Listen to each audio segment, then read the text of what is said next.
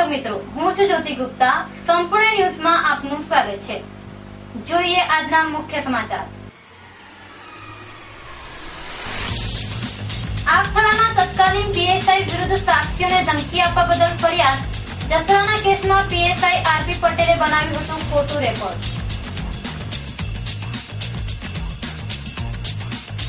પાલનપુર બનાસડેરીમાં ₹230 કરોડના ખર્ચે નિર્માણ પામેલ ચીઝ પ્લાન્ટનો શુભારંભ। સંપૂર્ણ આધુનિક પ્લાન્ટમાં પ્રતિમાસે 900 મેટ્રિક ટન ચીઝનું થશે ઉત્પાદન।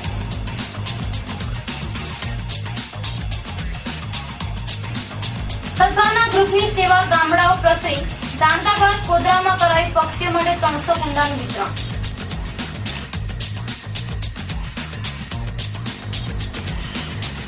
ઉનાળાના પ્રારંભે દિયોદર પંથકમાં પીવાના પાણીની પારાયણ। ખારા પાણીથી મજબૂર ગોદા, વખા, લુંદ્રા અને બોડા ગામના લોકો મીઠા પાણી માટે મારી રહ્યા છે વલખા। સંપૂર્ણ ન્યૂઝ આપની આંગળીના ટેરવે। ઇન્ટરનેટ ઉપર સંપૂર્ણ ન્યૂઝ જોવા લોગન કરો www.youtube.com/સંપૂર્ણ ન્યૂઝ। જોઈએ સમાચારો વિગતવાર।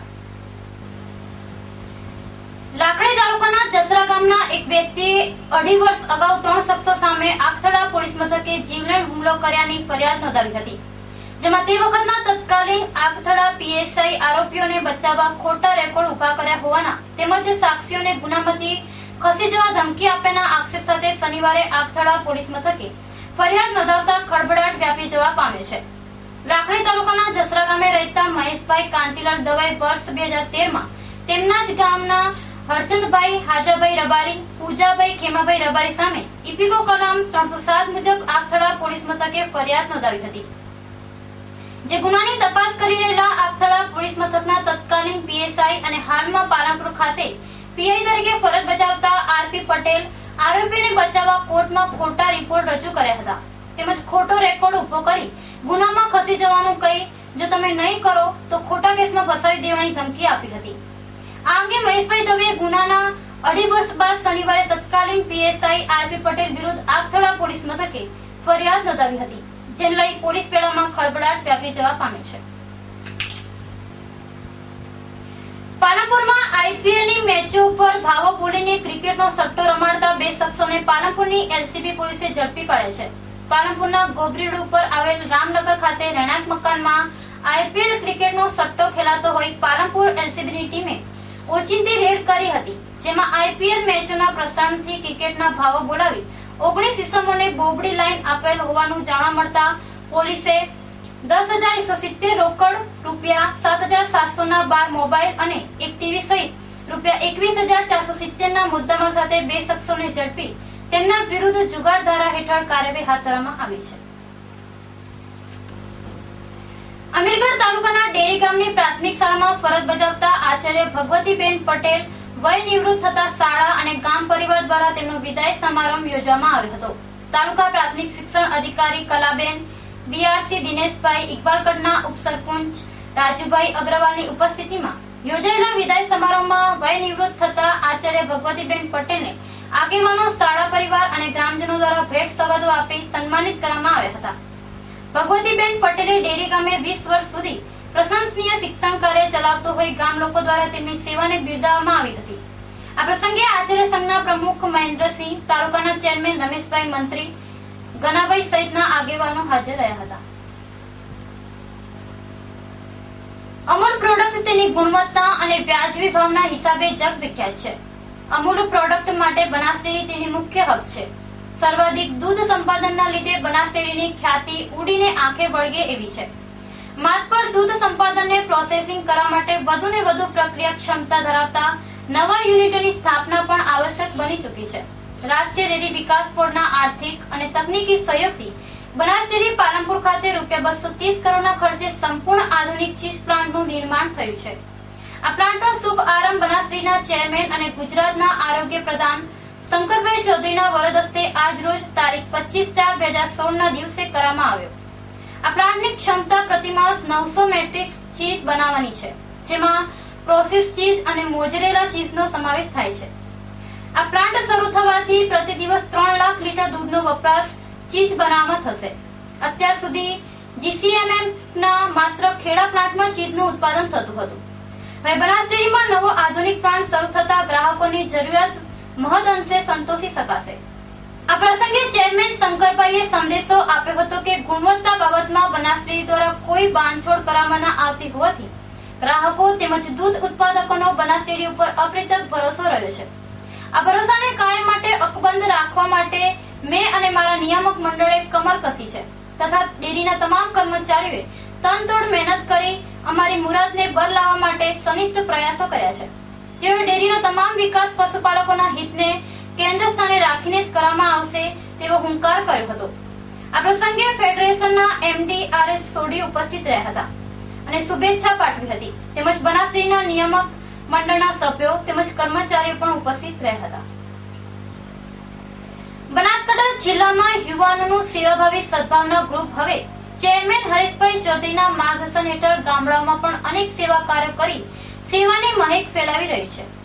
પાલનપુર શહેરમાં અનેક સેવાકીય પ્રવૃત્તિઓ ચલાવતું સદભાવના ગ્રુપ હવે સેવાની મહેક ગામડાઓમાં ફેલાવી રહ્યું છે, જેમાં ધાણદા ગામમાં મા વાત્સલ્ય કાર્ડ અને પાણીના કુંડાનું વિતરણ કર્યા બાદ આજે બનાસકાંઠા જિલ્લાના છેવાડે આવેલ વડગામના કોદરામ ગામે ઉનાળાની ઋતુમાં પક્ષીઓને પીવા માટે કુંડાનું વિતરણ કરવામાં આવ્યું હતું તેમજ કુંડાના વિતરણની સાથે સાથે જાહેર જગ્યાઓ પર સદભાવના ગ્રુપના યુવાનો દ્વારા જ્યાં પ્રાણી પક્ષીઓ વધારે સંખ્યામાં એકત્રિત થતા હોય એવી જગ્યાએ જાતે કુંડા લગાવવામાં આવ્યા હતા અને આ જાહેર જગ્યામાં બાંધેલ કુંડામાં પાણી ભરવાની જવાબદારી પણ સદભાવના ગ્રુપના યુવાનો ઉપાડશે। પાણીના કુંડાના વિતરણની સાથે સાથે કુંડા લઈ જનાર દરેક ગામના વ્યક્તિને સંકલ્પ લેવડાવવામાં આવ્યો હતો કે અમે નિયમિત કુંડામાં પાણી ભરશું। આ કાર્યક્રમને સફળ બનાવવા માટે સદભાવના ગ્રુપ કોદરામના જીતેન્દ્ર, વિપુલ, સુરેશ, પંકિત, ઉદય ઠાકોર, પિયુષ દરજી, ચિરાગભાઈએ ભારે જહેમત ઉઠાવેલ।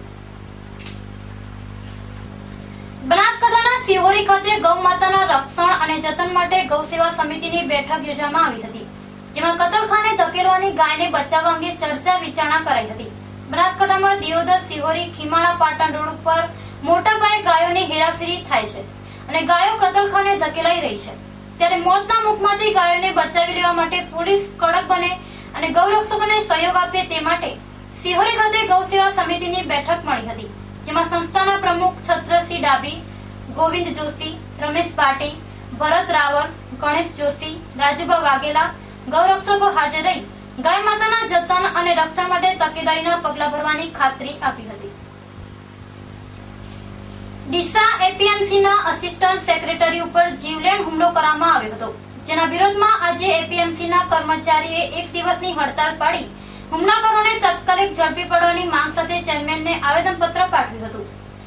ડીસા એપીએમસીના શોપિંગ સેન્ટરની દુકાન નંબર 1 ના બાકી લેણા મામલે ક્રિષ્ના કાઠિયાવાડી રેસ્ટોરન્ટ, મેડ હોટલ તેમજ ક્રિષ્ના દાલબાટીના તેમજ નરસિંહ હાથીભાઈ દેસાઈ, સાગર લીલાભાઈ દેસાઈ, મોતીભાઈ દેસાઈ અને અન્ય 2 શખ્સોએ તારીખ 23/4/2016 ની રાત્રે એપીએમસીના આસિસ્ટન્ટ સેક્રેટરી કેઆર આમોરિયા ઉપર જીવલેણ હુમલો કરીને લૂંટ ચલાવી હતી। આ બનાવમાં આસિસ્ટન્ટ સેક્રેટરી ગંભીર ઘાયલ થતા તેમને સારવાર અર્થે અમદાવાદ ખસેડાયા છે, ત્યારે કર્મચારીઓના રક્ષણ માટે આજે કર્મચારીઓ દ્વારા આરોપીને ધરપકડ માટે ચેરમેન માવજીભાઈ તેમજ ઉચ્ચ સ્તરે લેખિત રજૂઆતો કરી હતી અને તેમની માંગ નહીં સંતોષાય તો ગાંધી ચિંધ્યા માર્ગે આંદોલનની ચીમકી ઉચ્ચારી હતી। કાંકરેજ તાલુકાના આકોલી ગામે ચૈત્રી પૂનમની રાત્રે સિકોતર માતાજીના મંદિરે રાસ ગરબાનું સુંદર આયોજન કરવામાં આવ્યું હતું, જેમાં ભાવિ ભક્તોએ સંગીત અને ગરબાના તાલે માં સિકોતરની આરાધના કરી હતી। આકોલીના દરબાર ગઢ ખાતે સિકોતર માતાજીનું મંદિર આવેલું છે। આ મંદિર ખાતે ચૈત્રી પૂનમની રાત્રે માતાજીના ગરબા યોજવામાં આવ્યા હતા, જેમાં ગુજરાતના નામાંકિત કલાકારોની સુરાવલી વચ્ચે ભક્તજનો અને ખેલૈયાઓએ મોડી રાત્રિ સુધી ગરબાની રમઝટ બોલાવી હતી। આ રાસ ગરબાનું સુંદર આયોજન સિકોતર માતાજીના ભક્ત ખોડુભા વાઘેલા અને જગતસિંહ વાઘેલા દ્વારા કરવામાં આવ્યું હતું। ઉનાળાના પ્રારંભે જ બનાસકાંઠાના છેવાડાના વિસ્તારોમાં પીવાના પાણીની વિકટ સમસ્યા સર્જાય છે, જેમાં લોકોને પીવાના પાણી માટે રજળપાટ કરવી પડે છે, જેમાં દિયોદર તાલુકાના ગોદા, લુંદ્રા, વખા અને બોડા ગામે હાલ પાણી પારાયણ સર્જાય છે। આ 4 ગામોમાં પીવાનું પાણી ન મળતા લોકોને ખારા પાણીથી જીવન ગુજારો કરવાની નોબત આવી છે। દિયોદરથી માત્ર 4 થી 5 કિલોમીટરના અંતરે આવેલા ગોદા, વખા, લુંદ્રા અને બોડા ગામે છેલ્લા ઘણા સમયથી પીવાના પાણીની જટિલ સમસ્યા ઘેરાયેલા છે। આ ગામડામાં લોકોને પીવા માટે મીઠું પાણી ન મળતા લોકો ખારું ઝેર પાણી પીવા મજબૂર બન્યા છે। જો લોકોને પીવાલાયક પાણી વહેતું હોય તો માથે બેડા ઉપાડીને દૂર દૂરના પંથ કાપવાની ફરજ પડે છે। ત્યાં પણ ભાગ્યે જ થોડું પાણી મળી જાય તો ઠીક, નહીં તો ખાલી બેડે પાછું ફરવું પડે છે। જો કે ગામમાં બોર આવેલો છે, પરંતુ આ બોર ખારું પાણી ઓકે છે, જેને લઈ ખારા પાણીના કારણે ગામ લોકો હાડકાની તેમજ પથરી જેવી બીમારીમાં સપડાય છે। આ ખારા પાણી મામલે ગોધા ગામના સરપંચ સોમાભાઈ દેસાઈએ જણાવ્યું હતું કે અમારા ગામમાં પાણી પુરવઠા વિભાગ દ્વારા લાખોના ખર્ચે બોર બનાવવામાં આવ્યો છે, પરંતુ આ બોર મીઠા પાણીની જગ્યાએ ખારું પાણી ઓકે છે, જેને લઈ અમે અનેકવાર ઉચ્ચ સ્તરે રજૂઆતો કરી છે, પરંતુ કોઈ જ કાર્યવાહી કરવામાં ન આવતા લોકોને ના છૂટકે ખારા પાણીનો ઉપયોગ કરવો પડે છે અને મીઠા પાણી માટે દૂર દૂર ભટકવું પડે છે। જોકે 6000 ની વસ્તી ધરાવતા લુંદ્રા ગામે છેલ્લા 1 માસથી લોકો ખારું પાણી પીવા મજબૂર બન્યા છે અને હાલના લગ્નગાળાની સિઝનમાં લોકો મીઠું પાણી મેળવવા લુંદ્રા ગામે ખેડૂતોના બોરનો સહારો લઈ રહ્યા છે। આમ ખારા પાણીના કારણે દિયોદરના ગામડામાં લોકોની હાલત કફોડી બની છે અને મીઠા પાણી માટે બહેન દીકરીઓને ધોકધમતા તાપમાં માથે બેડા ઉપાડી દૂર દૂરના પંથ કાપવા પડે છે। ત્યારે સરકાર દ્વારા આ ગામડામાં મીઠા પાણીની વ્યવસ્થા કરવામાં આવે તેવી માંગ ઉઠી છે। ગોધા ગામમાં રાસા અમારે પાણી 5 વર્ષથી ખારું આવે છે। રસોઈ બનાવવામાં અમારે ખૂબ તકલીફ પડે સાહેબ, શું કરા હવે? અમે દૂર દૂરથી છે પાણી લાવવા તાર અમારે મીઠું પાણી આછાવે। ગોધા ગામના ખેતરમાં રહીએ છીએ। અમારે છેલ્લા 5 વર્ષથી ખારું પાણી આવે છે અને અમારે રસોઈ બનાવવામાં તકલીફ પડે છે અને મીઠું પાણી ભરવા અમારે દૂર દૂર જવું પડે છે। એટલે તમે પાણી ક્યાંથી લાવો? દૂરથી ક્યાંથી લાવો છો તમે પાણી? દૂર બોર છે ત્યાંથી। ફરી એક નજર આજના મુખ્ય સમાચાર ઉપર। આગથળાના તત્કાલીન પીએસઆઈ વિરુદ્ધ સાક્ષીઓને ધમકી આપવા બદલ ફરિયાદ। જસરાના કેસમાં પીએસઆઈ આરપી પટેલે બનાવ્યું હતું ખોટું રેકોર્ડ। પાલનપુર બનાસડેરીમાં ₹230 કરોડના ખર્ચે નિર્માણ પામેલ ચીઝ પ્લાન્ટનો શુભારંભ। સંપૂર્ણ આધુનિક પ્લાન્ટમાં પ્રતિ માસે 900 મેટ્રિક ટન ચીઝનું થશે ઉત્પાદન।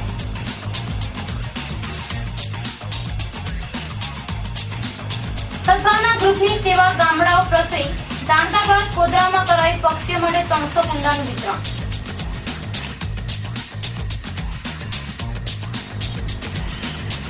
ઉનાળાના પ્રારંભે દિયોદર પંથકમાં પીવાના પાણીની પારાયણ।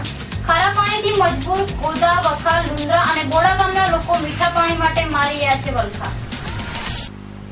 તો આ હતા અત્યાર સુધીના સમાચાર। વધુ સમાચાર સાથે ફરી મળીશું। નમસ્કાર।